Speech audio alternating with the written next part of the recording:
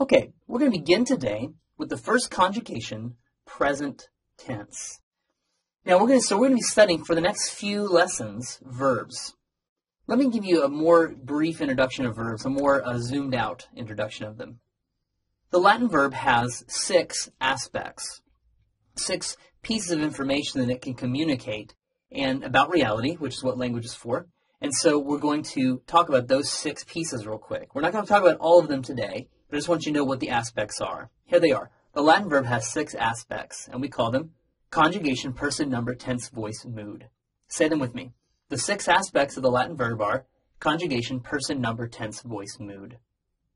So we're going to be studying one of those today, and that is tense. The present tense of the first conjugation has a particular form in Latin, so that if you looked at a verb in a sentence, you would be able to tell, hey, that's present tense in its first conjugation. So you'll be able to tell this information just from looking at the word.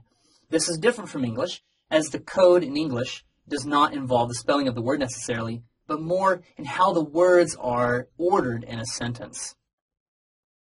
Every language, the purpose of it is for the communication of reality or of thoughts from one person to another via these noises we make with our mouths. So we arrange these noises that we make with our mouths in particular ways so that the speaker, when he makes a particular set of noises, the listener also hears those and decodes them and gets the meaning out of them.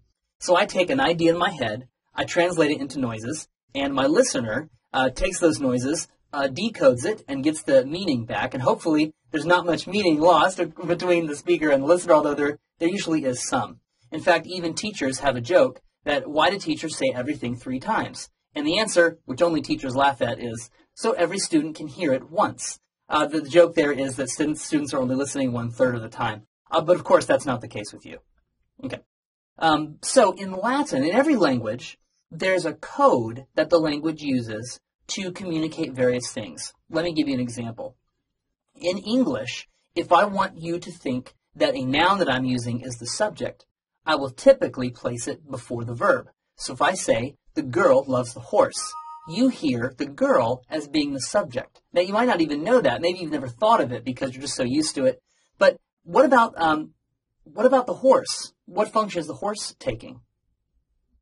You may have said direct object if you know anything about English grammar, and that is true. So already you see that English has this code, and the code is usually the noun that comes before the verb is the subject, and the noun that comes after is the direct object.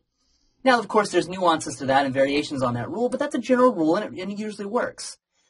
The code in Latin is different. It has almost nothing to do with word order. In fact, the word order is almost irrelevant. Not completely irrelevant, but it would be the absolute last thing I would consider when trying to translate a Latin passage. Sometimes word order does communicate something, but it's very, very little.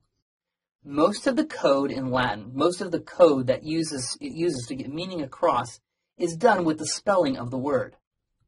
And so what we're going to do in our Latin study here is I'm going to teach you how to break these words up and how to decode them, because each little piece will tell you something different.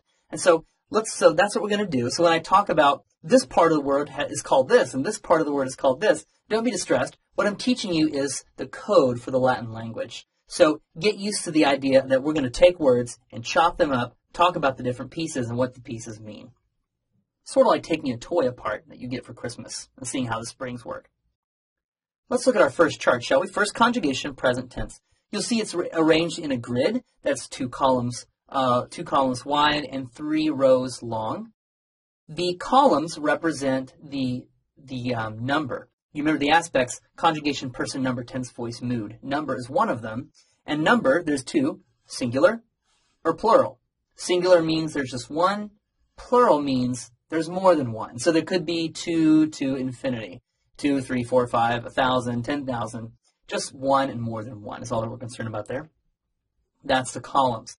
The rows are ordered in persons, first, second, and third. Now, those aren't just random numbers. Those actually have meaning. First person is the person speaking. I love. We love. Second person is the person being spoken to. So, you, do your homework. Or, you guys, get away from that rock, get away from that cliff. That kind of thing. So I'm the person talking, and I'm talking to someone. So that's second person. There's two people involved. Then there's third person. I say, he doesn't know what he's doing, you know? And so I'm talking to you, but I'm talking about a third person. So third person is the person being spoken about, sort of the gossip person, if you will. So first, second, third person is really how many people are involved. I love, you love, that's two people, and then he doesn't know what he's doing, that's three people. Okay.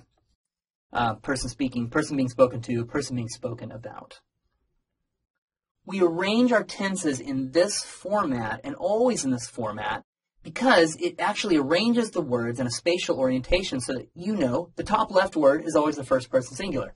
Bottom right word is always the third person plural. The ones in the middle are always second person. It's really, really helpful and a good cue for the memory. You may think that's silly for 6 words, but realize that eventually when we get their first form, we're hoping to cover over 144 verb forms. Wait, that many? Maybe half that. Anyway, so first conjugation, present tense. Let's look at the ending, shall we?